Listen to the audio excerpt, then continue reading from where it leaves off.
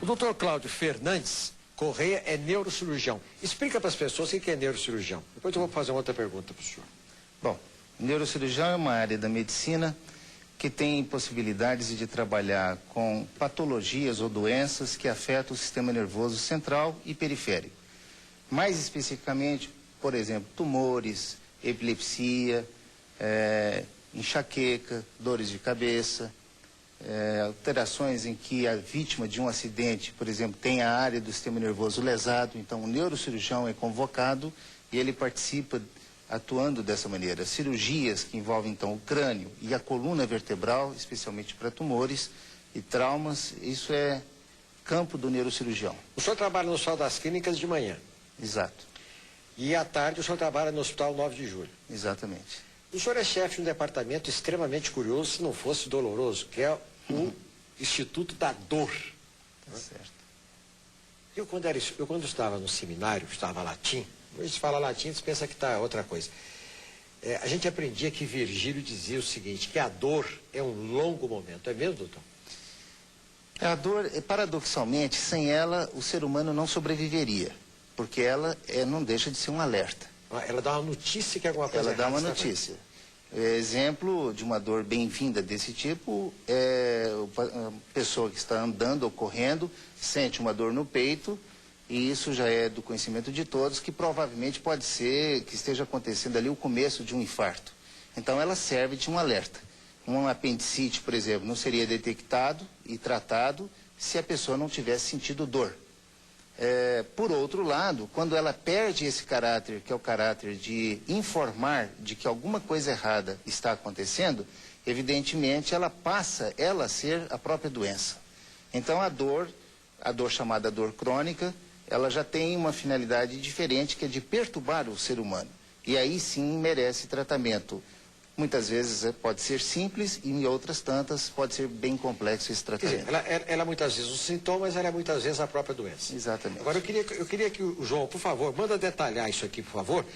E eu queria que o senhor explicasse a mim o que é isso. Porque um dia desse apareceu isso aqui na Globo, como se a Rede Globo tivesse inventado isso aqui. Eu acho que as coisas não são bem assim. Explica para mim o que está aqui.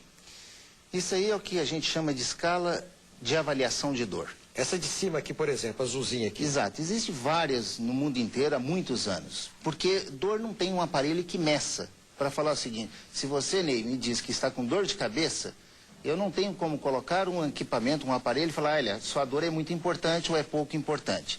Então, eu te oriento o seguinte, que nessa extremidade em que tem o azul, que geralmente é uma cor agradável, aqui. Seria ou essa que mostra um rosto, que é mais para criança, ou essa que parece uma régua colorida, em que nessa extremidade aqui praticamente não tem dor. E à medida que nós caminhamos para uma coloração ou uma face modificada entre a alegria e a tristeza plena, nós vamos encontrando um aumento progressivo dessa dor. E para aqueles mais simples, inclusive, existe uma escala até mais fácil do que essa, que é de 0 a 10. Em que a gente orienta o paciente que 0 é a ausência de dor, e à medida que vai aumentando 1, 2, 3, até chegar ao 10, 10 seria a dor máxima para aquele paciente. Doutor, vou dar uma coisa para o senhor. Ponstan. O que tem esse remédio, Ponstan? Ele é muito forte? Ele é contra a dor? O que é? A pergunta é por causa do que aconteceu ontem. Eu vou dizer depois por que aconteceu ontem. O remédio, em primeiro lugar, tanto o Ponstan quanto qualquer outro, é preciso entender que o ser humano que o está recebendo não é igual um do outro. Então, às vezes, um medicamento numa dosagem, vamos supor, 10 miligramas, para um, praticamente não tem efeito. Para o outro, põe dormindo por horas. Nós estamos conversando isso aqui pelo seguinte, o governador Mário Covas estava com muita dor de cabeça no princípio da semana. Ele tomou 2 comprimidos de Ponstan, que é um medicamento que vende na farmácia, vende até sem receita médica, né? É um remédio contra a dor. E o governador, que deveria descansar, eventualmente, quando toma esse remédio, qualquer pessoa, o governador resolveu cumprir uma agenda muito longa e resolveu comandar uma posse em público. E começou a fazer o discurso e teve dificuldade de articulação. A dona Lília, sua esposa, o interrompeu 2 vezes, até que ela no fim falou, chega, não fala mais, acabou, você... Agora, tem dores de cabeça que são doenças, não são mais sintomas, né? Que esse é o grande desafio do neurocirurgião. Então, a dor de cabeça, e aliás isso é válido e é importante que o público entenda o seguinte. Muitas das vezes o paciente vai apresentar uma dor de pequena intensidade que até então nunca apresentou, tem uma semana, 10 dias, 15 dias e começa a se automedicar. Isso pode, não quer dizer que todos os casos sejam iguais, mas pode ser um tumor cerebral. Então, se nós demorarmos a fazer um diagnóstico, pode ser que o resultado final do tratamento não seja tão bom. Tá bom. Vamos fazer o seguinte, um paciente que está nos assistindo agora, daqui a poucas horas, ele resolve ir lá no Hospital 9 de Julho. Ou ele vai no HC falar com o senhor de manhã, no Hospital das Clínicas, ou ele vai no Hospital 9 de Julho, que tem uma clínica de dor que o senhor preside, que o senhor toma conta, coordena. Então eu pergunto para o senhor, como é que funciona essa clínica? O paciente chega lá e fala, estou com uma dor de cabeça, não aguento mais, como é que funciona? Funciona como deveria ser, ou seja, o paciente que procura o pronto-socorro com uma queixa de dor, vai ser visto por um médico generalista que está ali de plantão. Se ele entender que essa dor tem um caráter diferente, que não traduz uma doença aguda que vai merecer o tratamento da doença, como eu disse no começo, um infarto, por exemplo, uma cólica renal, uma apendicite, então esses são tratamentos específicos de especialidade que vão, tratando a doença de base, aliviar o fenômeno doloroso.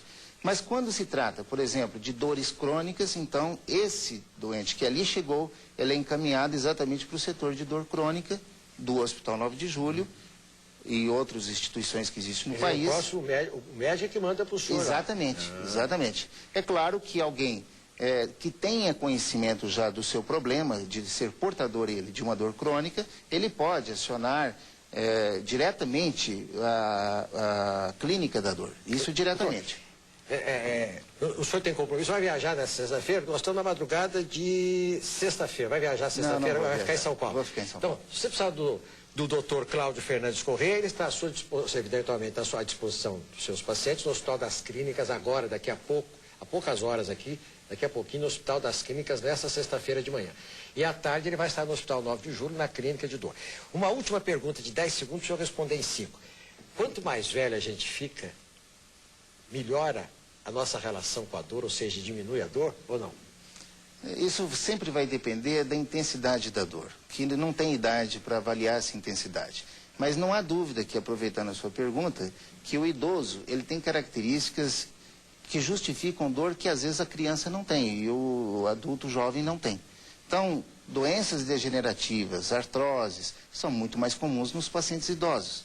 Então, esse padrão de dor acontece mais no idoso, enquanto que as enxaquecas, por exemplo, é mais comum no adulto jovem, né? E nas crianças, outros padrões de dor abdominal e assim por diante. Quer dizer que existem características especiais. Perfeito. Doutor Cláudio Fernandes Corrêa, neurocirurgião, muito obrigado, foi um prazer ter o senhor aqui, coordenador da clínica da dor do Hospital 9 de Julho e trabalha no Hospital das Clínicas em São Paulo. Eu vou mandar para o senhor um paciente segunda-feira, que é o João Carlos, que tem um desvio do labirinto esquerdo. Tem esse negócio, não? Bom, eu vou tentar, depois que ele aparecer, para que eu veja, decifrar melhor o diagnóstico dele. Um grande abraço, doutor. Igualmente.